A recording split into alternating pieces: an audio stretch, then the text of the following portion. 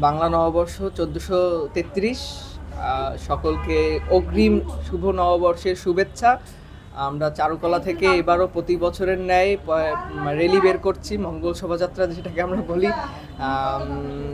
সকলে আসবেন, আমাদের কাজ দেখবেন আর সকলে র্যালিতে অংশগ্রহণ করবেন। আমাদের বাংলাদেশের সংস্কৃতিকে ধরে রাখার জন্য আমরা মঙ্গল শোভাযাত্রা করে থাকি, তো সেই হিসেবে আমরা মুখোশ কর্মশালা কয়েকদিন আগে করেছি। এখন বিভিন্ন পাখার উপরে আলপনা করেছি, মুকুট করেছি, তারপরে আপনার আরও নানা রকমের কাজ করেছি, মাটির হাঁড়ির উপরে কাজ করেছি।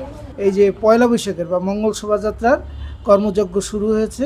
আমাদের পাখা তৈরি হচ্ছে, মুকুট তৈরি হচ্ছে, এগুলো কালার হচ্ছে, বিভিন্ন মুখোশ তৈরি হচ্ছে, বাঘ, তারপর বানর, পেঁচা, হ্যাঁ, আরও অনেক কিছু। এবং বড় যে আকারের জিনিসগুলো, যেমন বড় ঘোড়া, ময়ূর, তারপর থাকবে হাতি, এগুলো আমরা 2-1 দিন পরেই তৈরি করব। এবার আমাদের চারুকলা থেকে আয়োজন হচ্ছে যে এই টিয়া পাখি মুখোশ, তারপরে বাঘের মুখোশ, পেঁচার মুখোশ, এইসব সাথে আমরা কিছু মুকুট তৈরি করছি, তারপরে ব্যানার রয়েছে।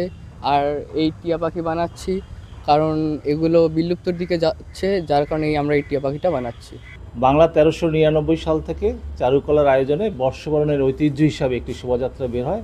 এবছর আমাদের সেই শোভাযাত্রাটি মঙ্গল শোভাযাত্রা। আমরা সেইটির অংশ হিসাবে গত 1 সপ্তাহ ধরে কাজ চলছে।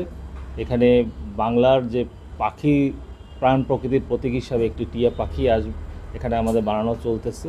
এখানে যারা লোকজ সংস্কৃতির অংশ, পাখা তৈরি হচ্ছে, নানা রকম ফুল তৈরি হচ্ছে, বড় পাখা তৈরি হচ্ছে, মুকুট তৈরি হচ্ছে, নানা রকম মুখোশ তৈরি হচ্ছে, সবই এখানের শিক্ষার্থীরা করছে।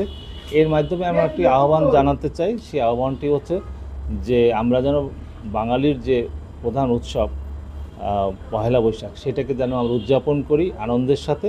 শিশুদেরকে নিয়ে একটি সকালবেলা যেন বাংলা নববর্ষ উপলক্ষে একটি শোভাযাত্রায় আমরা অংশ নিই। এই শোভাযাত্রাটি বরিশালের ঐতিহ্যের অংশ।